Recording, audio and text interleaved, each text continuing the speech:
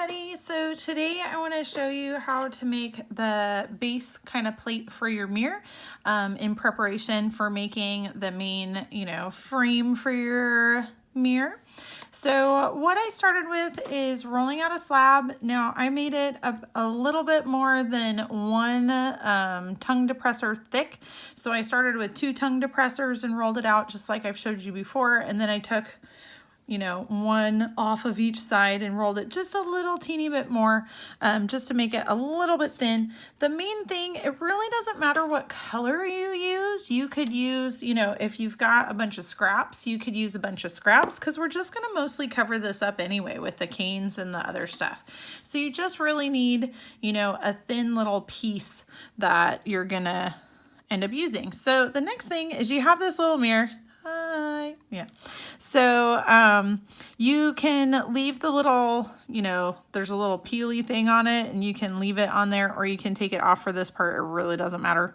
I'm going to turn it upside down so it's not so flashy in the camera. But what you're going to do is just gently set it on here. Okay. And then you're going to use your slicer. Make sure that your slicer is nice and clean. And remember, this is basically a knife. So you do need to be really careful with it. Remember, that is the super sharp edge.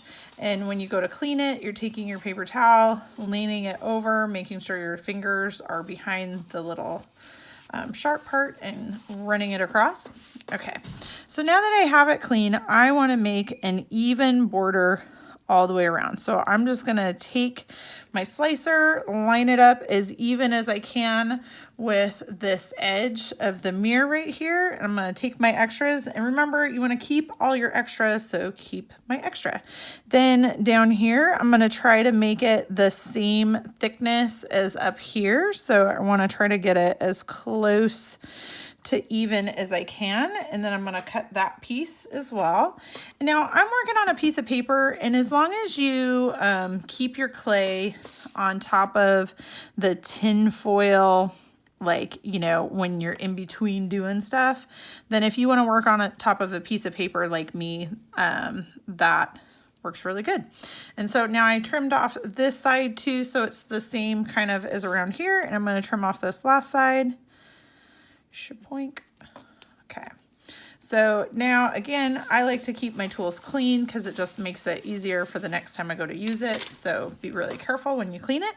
So now I have basically even all the way around, but I don't have any hole. I need a hole so I can see the mirror.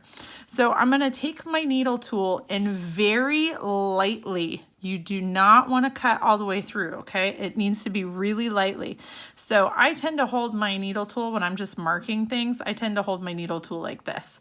So you can see like it's a little bit more floppy when I hold it like that, but I can still make a mark. And I'm gonna just gently trace around this. Now, if I want to, I can rotate the paper. And if you get little extra marks and stuff on here, it's not really that big of a deal because we're just gonna, this is the back side anyway, so it's fine. Foink. So now I'm gonna peel off my mirror and set that off to the side. And let's see, can you see? Let me see. Oh yeah, you can see the line a little bit. So you can kind of see I really lightly drew a line. Now, so my line is right here. I'm gonna move inside my line. I moved over about 1/4 inch. And I'm going to make another line about 1/4 inch, so like 1/4 inch inside that line. And I'm going to start by just drawing it, okay? Like I'm going to draw it a little bit thicker, but I want to make sure that it's kind of, even before I cut all the way through. So I want to kind of just like figure out where I need to cut. So I didn't cut all the way through, but you can see that I made a deeper line. So this was my first line where I traced the mirror, and this is my line 1/4 inch in. So now that I have my line, I'm gonna kind of check and make sure, be like, yeah, that looks pretty good. This one right here maybe looks a little bit wobbly, so maybe I'll scoot it over just a little bit. There, okay, I think that looks better. So now I have a nice even square.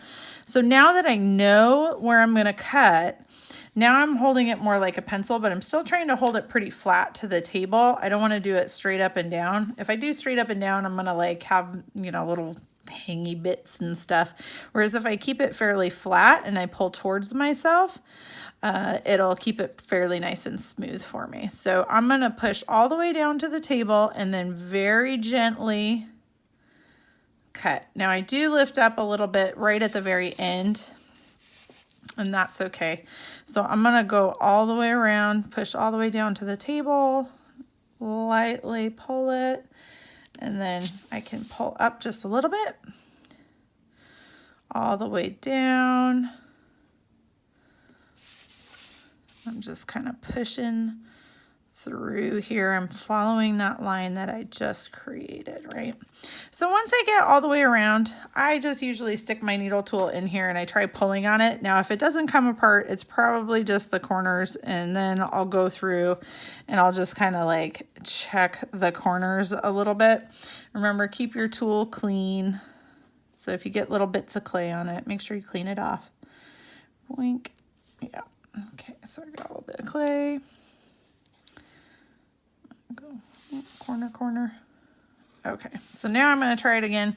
I'm just going to poke my needle tool into that middle part and then see how it lifts up. Now, this is still good clay. I'm going to keep that, right? So really, I've only used this tiny little teeny piece, right? For my frame.